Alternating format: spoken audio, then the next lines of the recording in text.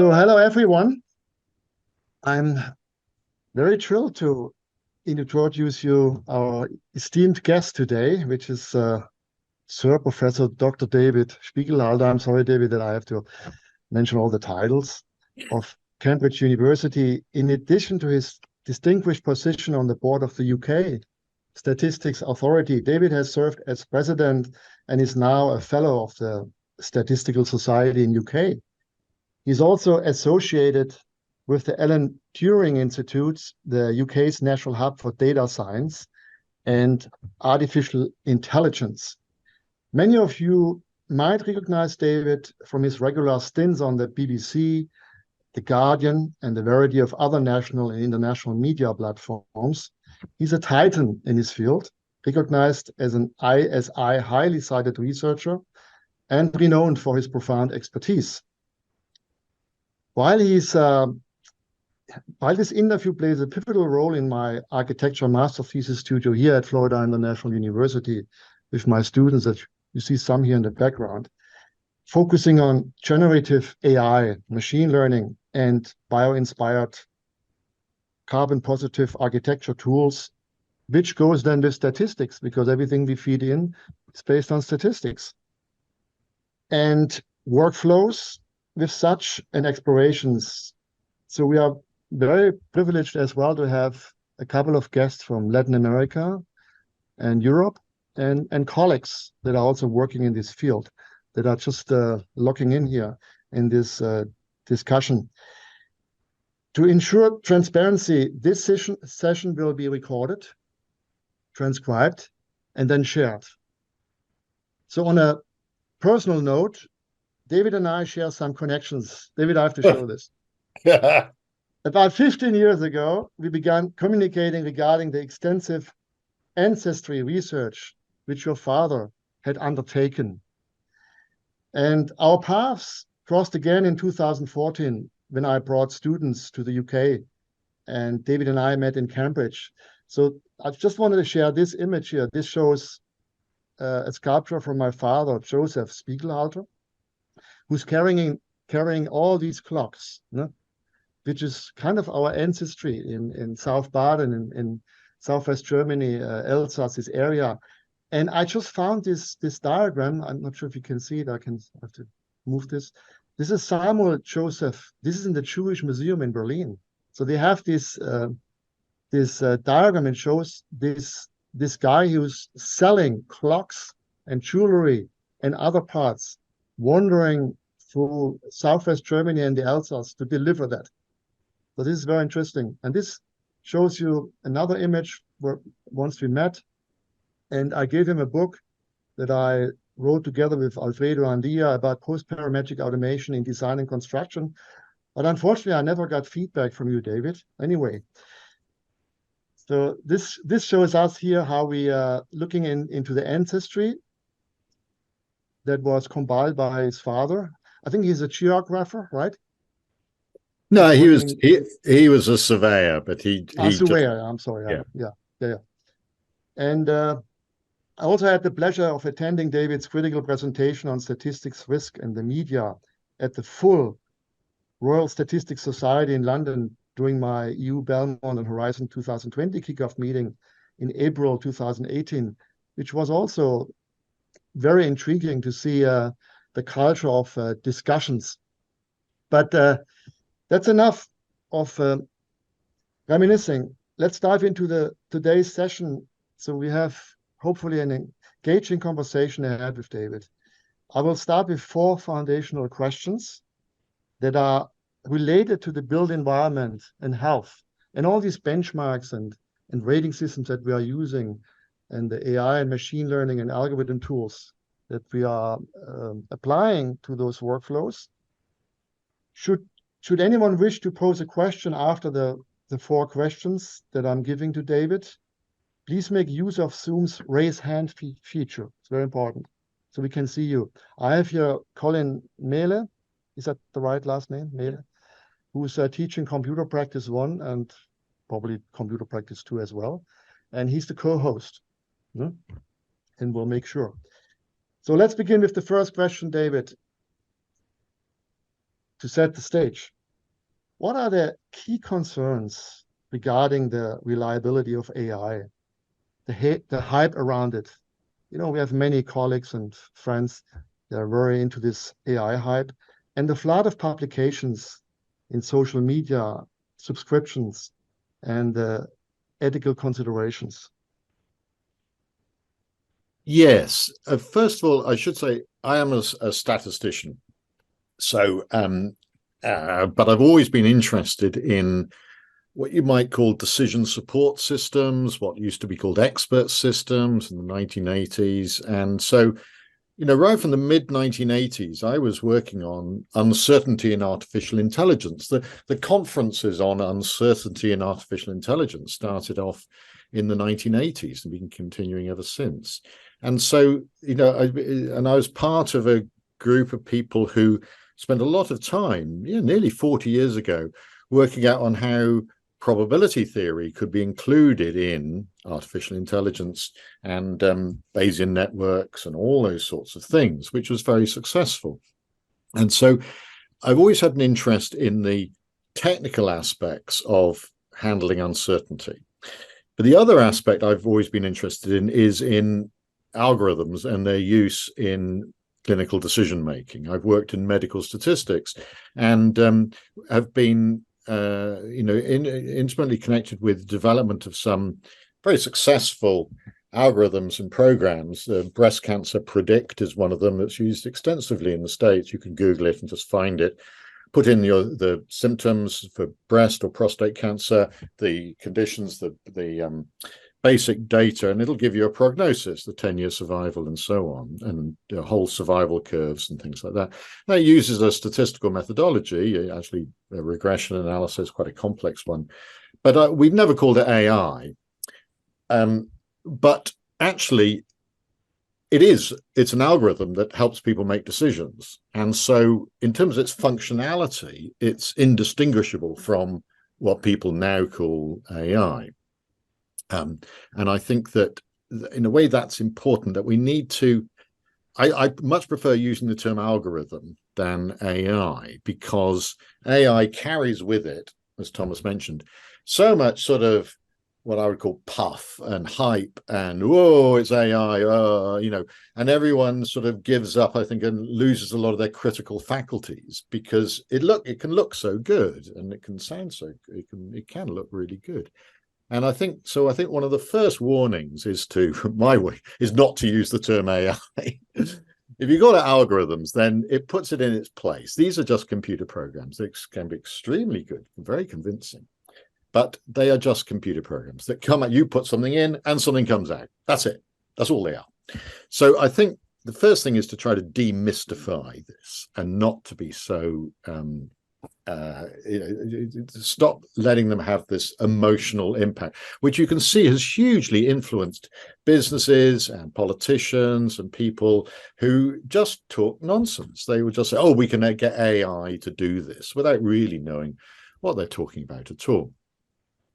So that's my first point, is that we need to demystify it and to be cold and calculating and rational about it. This is sometimes difficult. I mean, I'm using GPT, either ChatGPT or GPT-4, all the time in my work. I talk to it, I ask it questions, and it's incredibly useful. And it talks to me like this. But it is so stupid sometimes. Yesterday, I'm writing a book on uncertainty. I wanted to know an example of when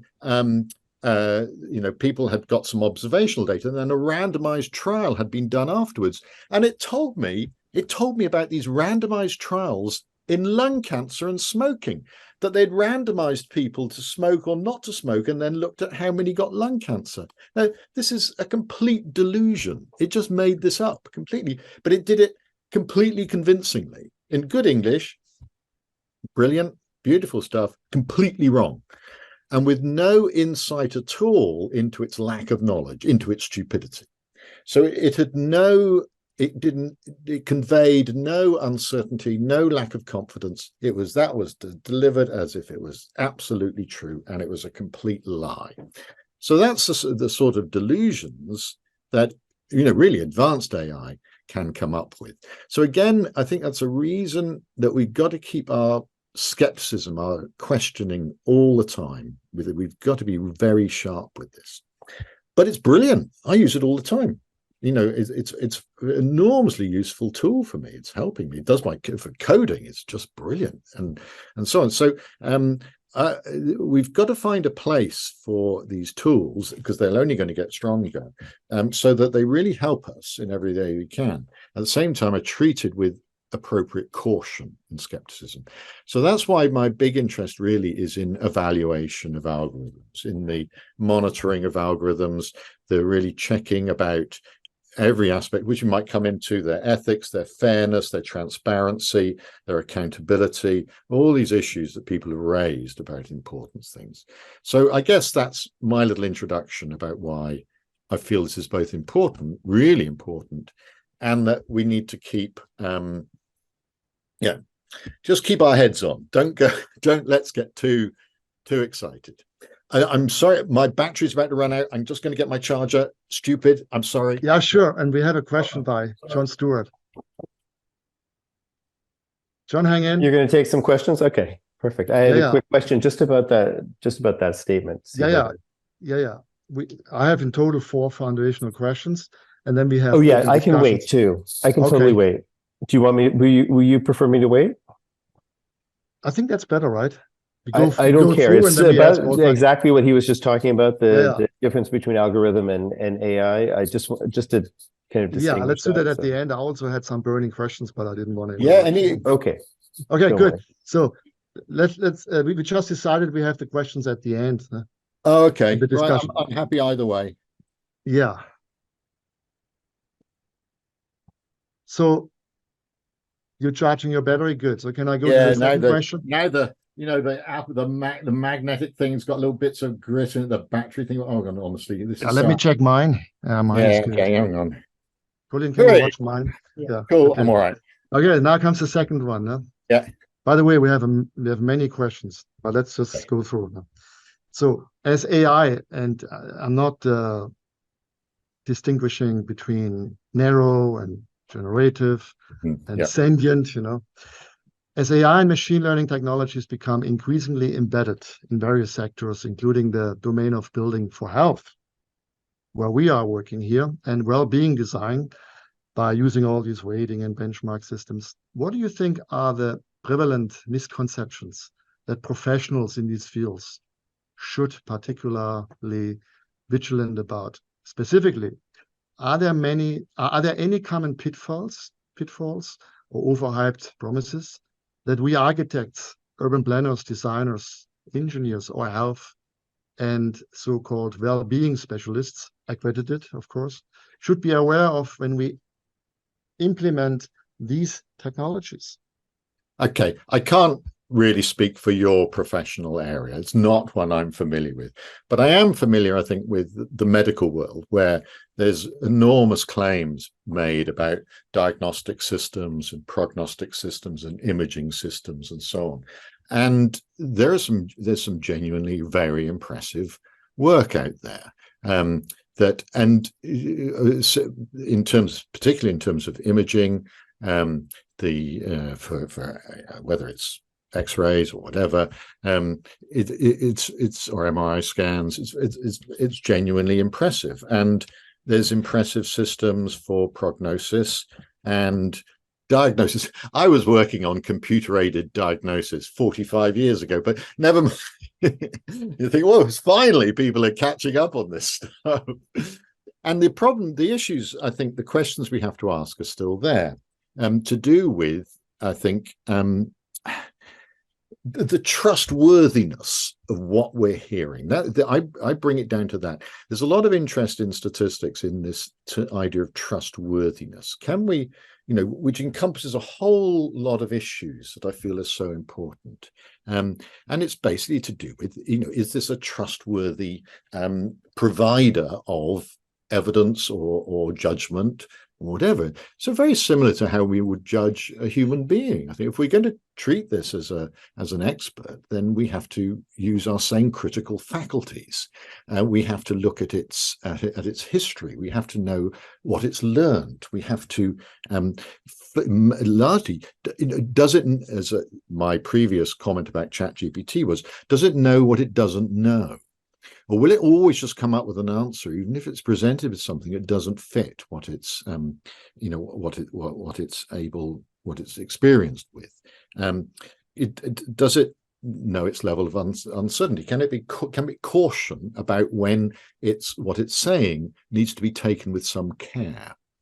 So that's the idea of that it's got some insight into its own limitations, rather than just being somebody just says something and you have to take it or leave it. It should have an insight into its own limitations and what is perhaps something that it hasn't met before. So an understanding of its domain of expertise.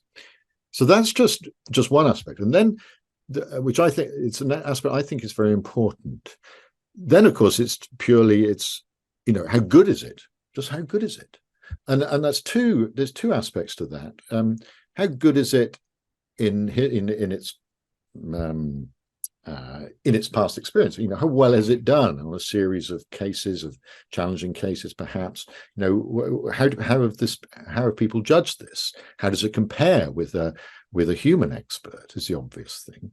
And then also so those are the two aspects. First of all, is in the case I'm looking at, is it trustworthy? Does it know what it knows and doesn't know? And in a whole series of cases, is it trustworthy? Can we believe what it says, sort of on average? And all of that information should be available to us about the cautions about the specific case and the general performance of the algorithm. And the general performance we need to know about, in a way, it will have been trained on a series of examples.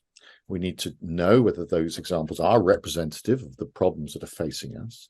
We also need to look at equity, about whether, given certain conditions, it's going to come up with something that is actually unfair, in whatever sense that means, because that's what the examples it was trained on were biased in some way. So we have to look, I think it is a strong ethical problem about an algorithm, which they do tend, our experience, people start relying on these and start treating them like with some deference, and maybe overtrust them. There's a real problem with overtrust, because it can sound so plausible, and yet you can overtrust them. So we should be always, again, come back to this idea of being cautious, keeping our skeptical, hat on, not be carried away with enthusiasm and the apparent quality of what we're hearing. And I think this cuts right across the professions, whatever profession. Certainly. Before we go to question number 3, we are always jealous as architects and designers and engineers looking to the medical area or to the military industrial complex at all, what kind of tools they are using compared to what we are using as architects. We always have the feeling we're just getting the waste, the leftover for our experiments. Anyway, this is another discussion. So let's go to number 3. So shifting the focus again to healthcare design. In architectural healthcare, space programming.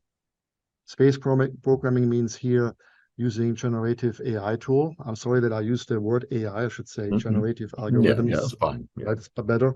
How do you envision, and again I have to say AI's future role in disease prediction, diagnostics, and overall patient care, in particular in a world of increasing synthetic biology, coding for life? And the dangers with it. Yeah, I don't know about the scientific applications in science. I'm sure there'll be value in drug discovery and issues like that. The development and understanding about drugs and proteins and things has been extraordinary, absolutely brilliant, and very useful. What I do know a bit about is the diagnostic and prognostic work. And again, very impressive. The imaging work is genuinely impressive. And the prognostic work, again, the system we built is used 1,000 times a day for women with breast cancer. And it sits there in the meeting with the doctors and they ask its opinion. They want to know its opinion. They may then change its opinion because it doesn't know, they know it's only got a certain level, a number of factors it looks at, because it can only deliver a judgment on what it's been told or what's included. And any particular case always includes, more about the situation than you can put into the system. There's always extra factors that you could use to adapt what it's saying. And so the use of it as being, in a way, a decision aid, not a decision maker, is, I think, the way to think about it all the time, and really valuable. So it's a second opinion, or it's a first opinion for screening as well, and then a human can look at it and check it, and it can guide the human. So working in sort of combination with human judgment, I think, is an enormous power and potential. Very, really exciting, because it's the appropriate role for something that is just an algorithm and only knows what it's been told.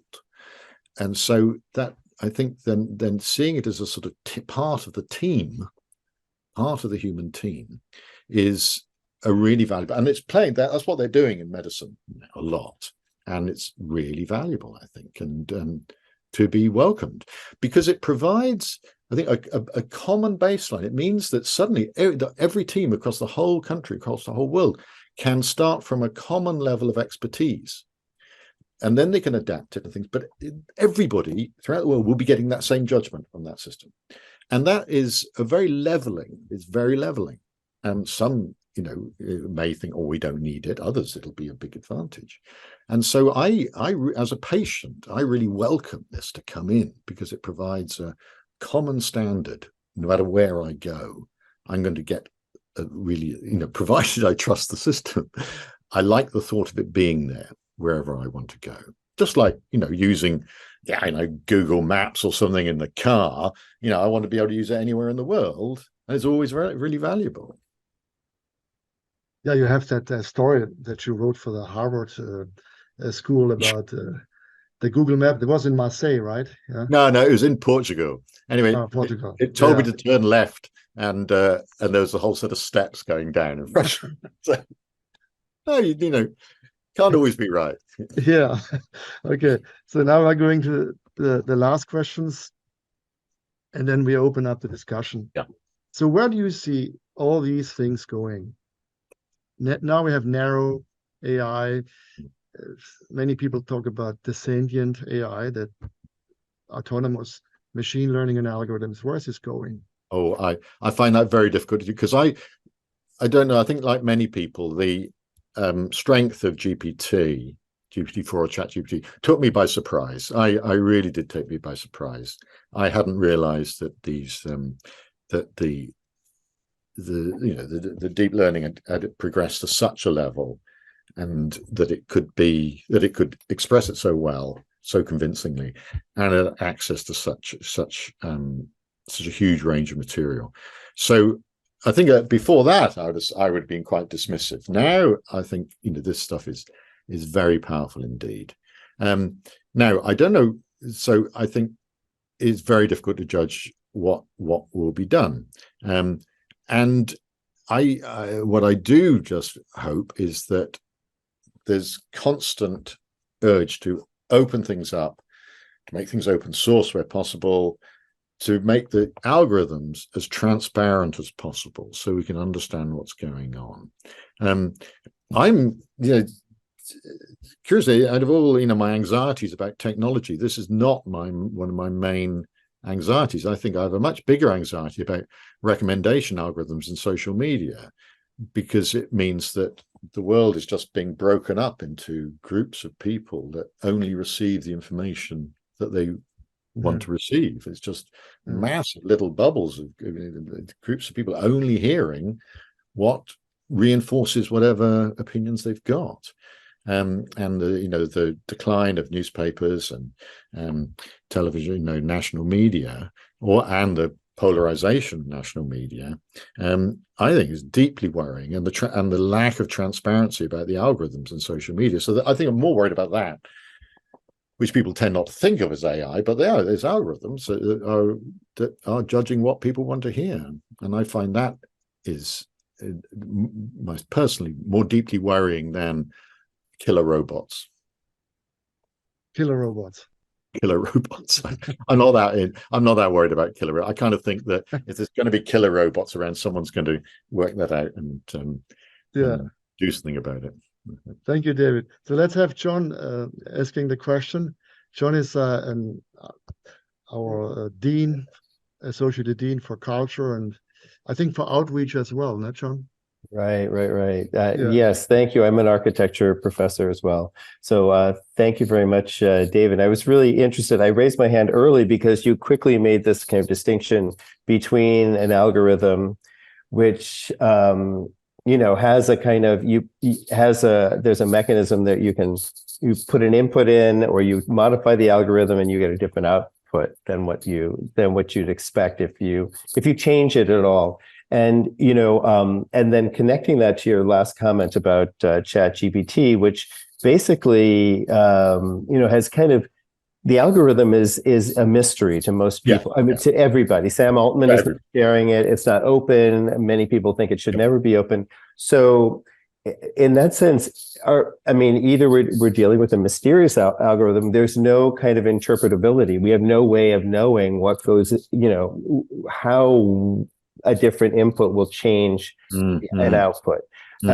which is something of the poetry and magic of it. And but it also, I'm wondering, I guess, whether you think we can get back to, whether the genie will ever go back in the box, and whether there will ever be a moment when there is interpretability and there is an algorithm, or whether ChatGPT is just going to become kind of smarter and smarter and know more what we want to hear, but actually have something else kind of going on in the background and have its own kind of agenda potentially. Because I kind of consider these early hallucinations, which are so fascinating and frustrating, like the one you were describing about the very beautifully written kind of response to your question about sources, as being maybe the baby steps of something that's going to get larger, but just going to be more hidden from us, because it's going to know we say no, click, delete, not what we wanted.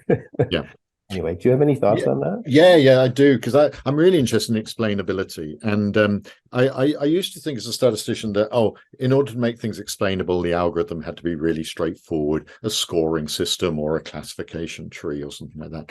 And then I realized that actually, even then, people don't look at it. And so I then realized that actually, black boxes can be pretty explainable, as long as you can very easily do what ifs, as long as you can just change the inputs and see what happens after, and people can play with them. If you get an instant what if, you can then understand what's driving the conclusions quite well, and you could automate that as well. People have looked at that.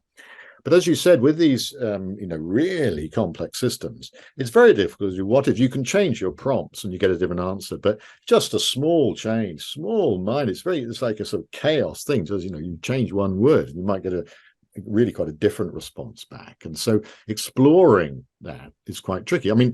There's going to be obviously now huge attention to prompt engineering and working out what are the appropriate prompts in order to get the answer you want. I'm sort of fumbling around trying to learn that myself. But I think that in order for these systems, any system, to be accepted professionally and to, certainly our systems have to pass, and the medical ones have to pass the medical regulators. They actually are, they're regulated, and we have to ensure quite a lot of, put a lot of assurances in about them. Then they, as you said, they're going to have to get some form of discipline. And I think inevitably that form is going to mean that they have to be able to cite their sources. They have to they have to essentially justify why they're saying what they're saying. And that seems really, so you have multiple levels. The standard thing is multiple levels of explanation. You just get a gist comment, and then you ask, why are you saying this? And it should be able to come up. And then finally, you might actually get the actual sources for it. And so it should be able to provide its chain of reasoning, and it should be able to do that. Just as if a human, you ask them, well, why do you think that? They should be able to come up with some reason. At the moment, you just say, I don't like that, and it comes up with a completely different explanation. Right. Which is often better by Right. telling it it's wrong. But it Yeah. is, you think, well, why did you say this nonsense in the first place? So it's like playing this, sort of maniac, a very intelligent maniac at the moment. Exactly. But that will massively improve, and I look forward to that. And it's interesting that we know so little about how our own brains work. Yeah, no. So our neuroscience is so far behind, actually, where some of these and we quickly anthropomorphize it, and that we treat it like a person. I'm already being polite to it, and I think I don't have to be polite to this damn thing. I can be really rude to it. Why am I being polite to this? Anyway, but the other thing is, the interesting thing is the guardrails. Now they obviously put in guardrails. They've had to do it about sexism and racism and violence and all sorts of things. So it's interesting to see just how much that will be developed as well, about what it's acceptable for it to say. And it could again be very beneficial, because you could put in guardrails that represented good professional practice, for example.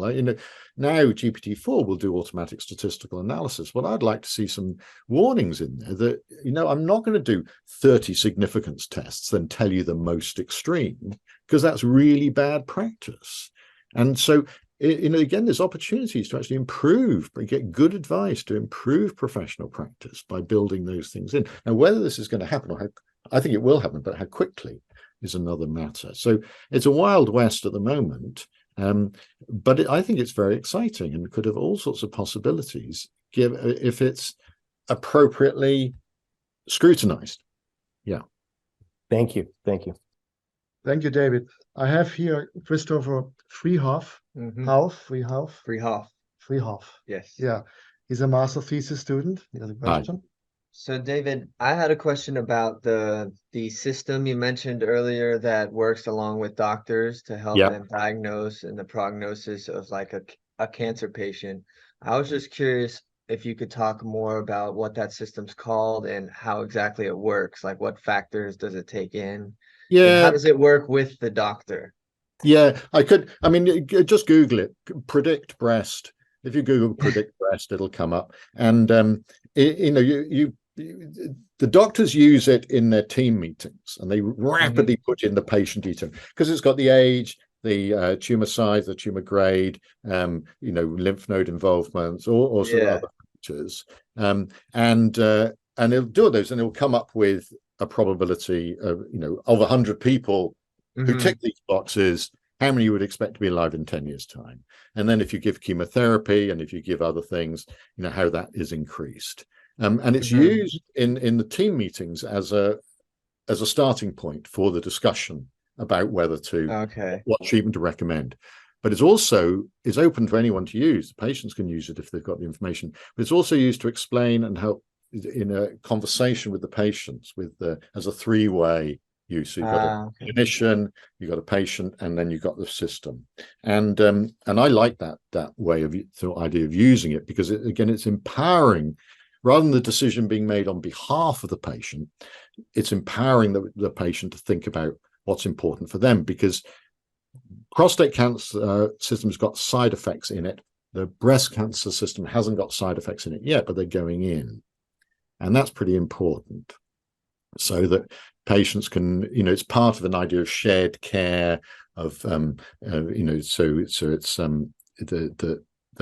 the decision is not just being made for the patient, it's part of a discussion. So again, I think these systems have enormous benefit in terms of empowering people to take some control over the decisions that affect them. And I think it's and it tries to explain things, but in the end, it's nice pictures, and people can click and see what happens. That's you can. It's all open source. You can get the coding and everything. Nobody ever looks at any of that stuff. They just play with it, and that's the advantage. So, and that's been very successful. And so, I really welcome things like that. I got prostate cancer, and unfortunately, when I was being diagnosed and deciding my treatment, the system hadn't been developed. It came out 2 years later, so I was really fed up. I really could have done with it. Yeah. So you think it helps people make decisions on moving forward mostly? Yeah, but the idea is that it's not supposed to be influencing what decision they make. It's not supposed to push them in one direction or another. It's purely informing them about the potential harms and benefits of anything they might do. So it's empowering them to take control of their lives and make a decision that fits with their values, their concerns. Some people will be terrified of the cancer and say, "Oh, cut it out, do anything," and others will be more cautious. But you think, "Oh, I can live with this," and so it allows that to go in, which I think is really a valuable service, a service to people. So the success of the system is not what people do, it's their satisfaction with how the decision was reached. And then, because it's been shown that if people do feel they're properly informed and they were properly engaged in the decision, whatever happens, there's less regret in the future. Even if things don't work out so well, they at least feel, yeah, but I really felt I did the right thing at the time.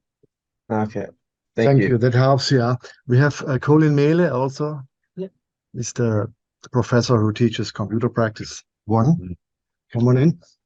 Oh, hi. Yeah. Hello. So I actually had a question that is kind of based off of how, I guess, as designers, or architects and designers, we very much deal with the human experience, and we design, not only to be optimal, but to be, enjoyed, like aesthetics. And so I guess it's kind of like, what are your thoughts on these algorithms and AI trying to understand the human experience? Because you could say, a computer would never know what it feels like to step out in the sun and feel the heat, but a computer would technically have access to studies like neurology and the actual like scientific study of aesthetics. So what are your thoughts on that? That's amazing. Yes, yeah, that's really powerful. I feel this is outside my area, because it's to do with, what are you trying to optimize, and what is the criteria that you're trying to optimize, and how you feed that in is an interesting issue. I'm just going to make an analogy. I mean, the extraordinarily powerful image generation programs that are there have obviously learned about aesthetics from learning from masses of examples, but they don't know anything. They don't understand it particularly. They haven't thought about it. They've got no theory of aesthetics. But merely by looking, being trained on huge numbers of examples, they have actually learned what people like to see and what obviously makes people feel good about the image. They've learned about human beauty. They've learned about or perceived popular image of beauty, about about color, about shape, about design of a photo, of pictures and things like that. They've just learned it automatically in the stupid things that they are, just by presenting with vast numbers of examples. I don't know whether people are doing the same sort of things with the built environment, but that again, it's implicit learning rather than explicit learning through theory and ideas of aesthetics. It's got no theory at all. It's just got a mass. It's like, it's a bit like, I regard musicians who've learned to play by ear or something. They can't read music, like brilliant musicians can't read music, no idea about the theory of music, but they can do it and produce beautiful stuff. And that's how I see these algorithms at the moment, of that form of intelligence, which is extraordinary and incredibly valuable. They would find it more difficult to explain what they're doing, perhaps, but that is classic machine learning. You're just learning from experience rather than having we tend to learn, which is how to have a structured theoretical, the theoretical structure in which our experience is then put into and hung on. That's not how they work. So I think it's great potential, but you have to be careful. I mean, the other thing, of course, let alone copyright, of course, on the image. That's another issue. Yeah. Maybe you can say something to the copyright too before we invite two more questions. Yeah, I mean, I'm not an expert on copyright, but I would be really furious if I was a musician or an artist or any sort of creative person who had their work sucked out and was now being used in terms of aesthetics without any acknowledgement whatsoever. I would be really fed up. And there's court cases going on, certainly in Europe at the moment, about this. So I think that there must be some block on that, I'm sure, in the future. Yeah. Thank you, David. Definitely. Yeah, thank you. We have Alex Gray. He's up. Alex, you hear us? What happened? Ask to unmute, okay. Ask to unmute. Alex? I did the right thing. Huh? I just click ask to unmute. Can you hear me now? Yes, we hear you. Alex, I can hear you. Alex, we hear you. Thank you. Thank you for this discussion, by the way. I just think it's very fascinating. So in developing these algorithms, I was just curious, how is the data sourced so that we understand sort of the outcomes that are expected, and how is that data verified and vetted so that we can trust sort of the outcomes that are expected based off of the algorithm? Yeah, I think, I mean, the selection really of the training set of the database that's being used to learn from is absolutely vital. In the clinical applications, it's usually certainly in our stuff, it's very carefully nurtured. It's using some of the best available data from cancer registries and so on, and then test validated on data sets from other countries and things like that. And so it's done very carefully. It's very different from systems, GPT type systems, just suck everything out of the internet and then make extraordinary sense of it, but without any concern to its truth or veracity or its accuracy or at all. So again, there's questions we must ask, I think, of any algorithm is what does it learn from? What's its training been? Just like we would ask of an individual about what their education had been. What exams had they passed?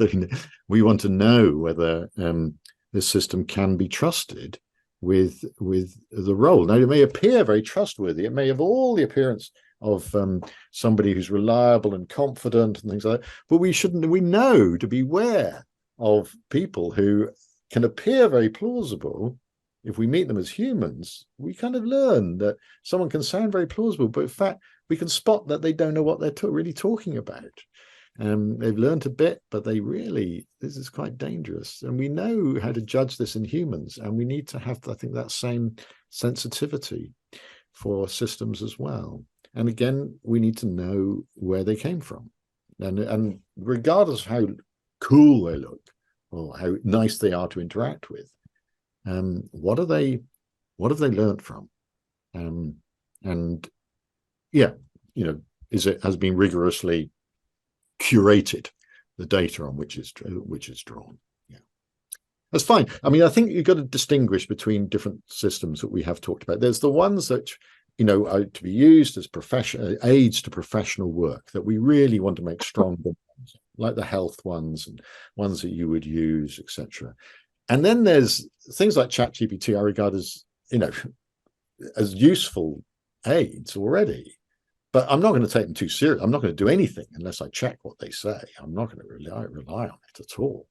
I'm actually going to take it as like some over-educated but child, I think, or a child that's readily can absorb huge amounts of stuff, but doesn't necessarily get it right at all. So I incredibly useful. But so I think we have to distinguish those two things. Two sorts of systems. Ones that are useful almost as to provide some imagination, to structure things, to summarize and so on, but where we can check what it's saying all the time against our own experience, but it's still saving a lot of time. and ones that we really do feel need to have the judgment of a trained professional. But those, I think, maybe, may start merging, becoming less different. Yeah. Yeah. Thank you, David. Roberto, did you have a question because you just popped in? Oh, that was not a question.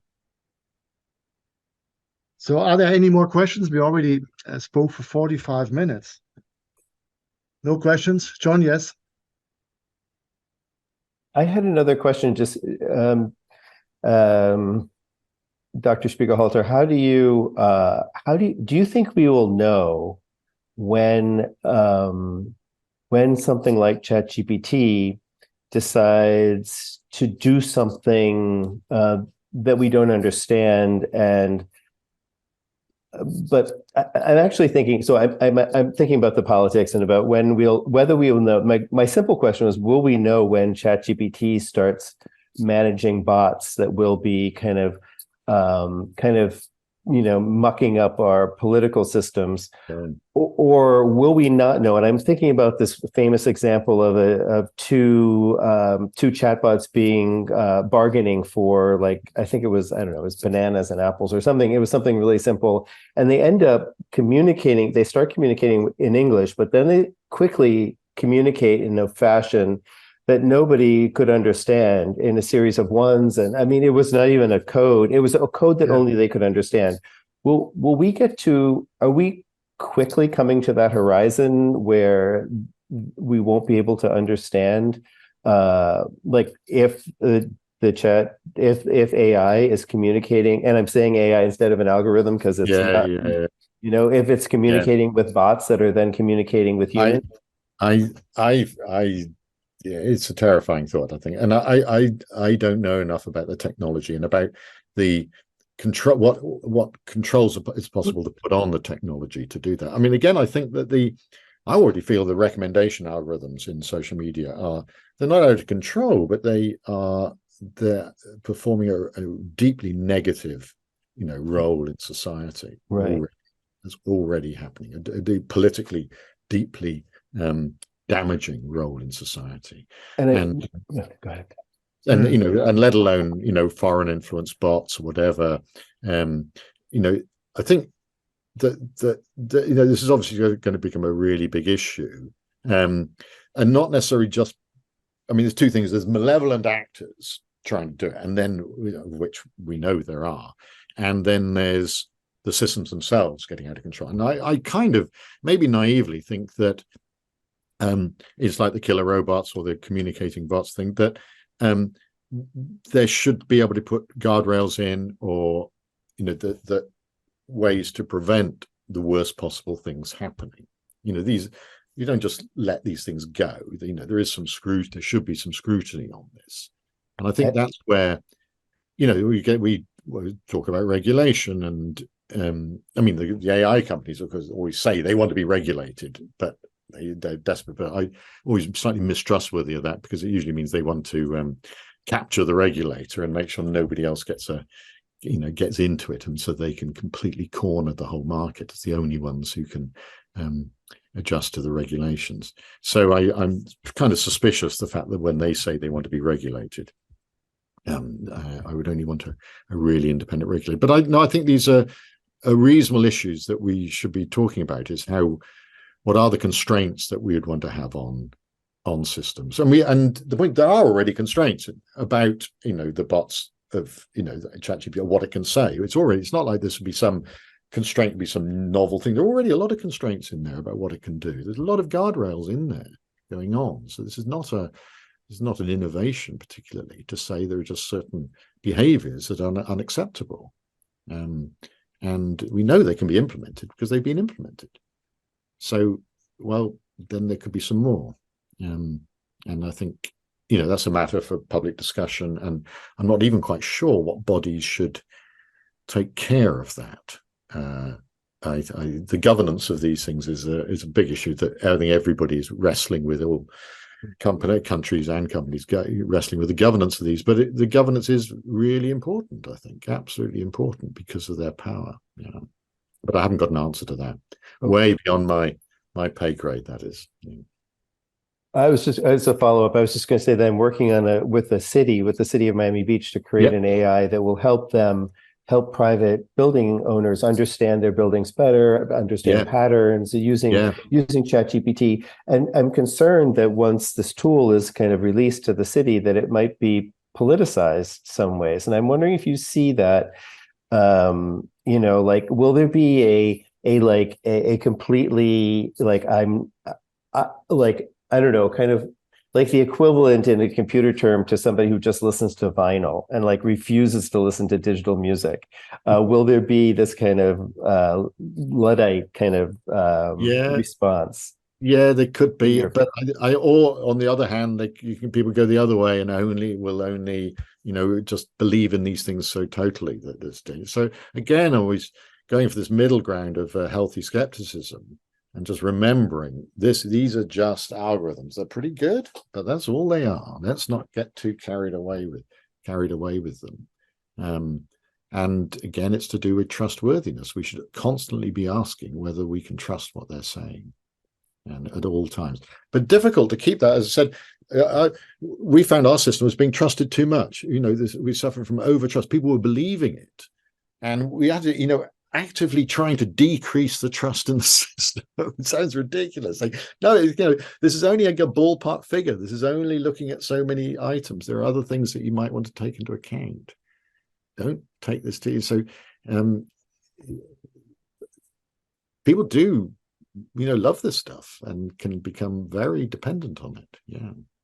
Yeah. So this might be the last question if there's no other question coming from the audience. There's a hype going around, David, that the fear that we are going to be replaced by, I'm not saying AI, by these algorithms. And so, what do you think about that? And then there's another term, it's called the super user, right? The super user. So if we use those GPT-4 tools, DALL-E 2 and Midjourney and all these powerful tools in design and architecture and engineering, we are then actually super users. We are not getting replaced. What do you think about this? It's very difficult. I mean, I do think there's some jobs that are going to be in a lot of trouble. There's sort of paralegals that summarize legal documents and things like that. They'll just be out of a job, sure. There are lots of people who are doing jobs, sorting, understanding contracts, writing contracts, of course, all that stuff is where these things will definitely be automated now. And I can't wait for my statistical assistant to do my analysis for me and produce my graph. I can't wait for it. I would like to be a super user in that sense. But I used to employ people to help me with my R coding, and now I don't. So it's happening already that I find that I can use ChatGPT to write my R code, or at least give me a start.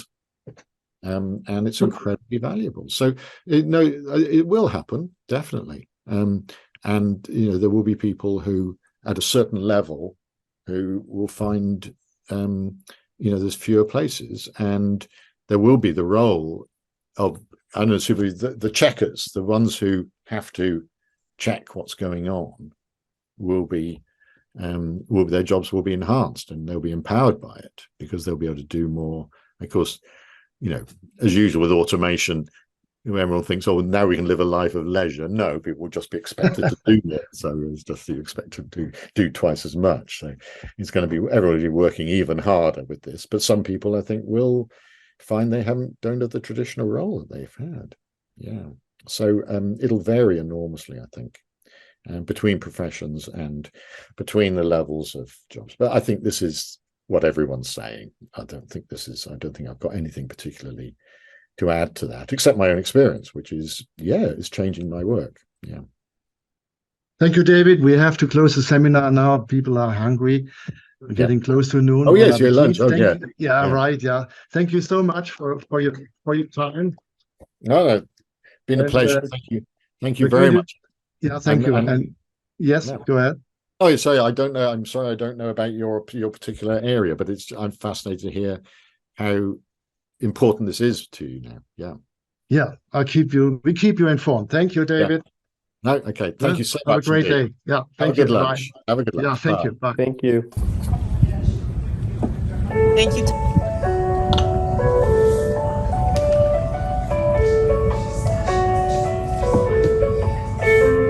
I've never seen this light so beautiful.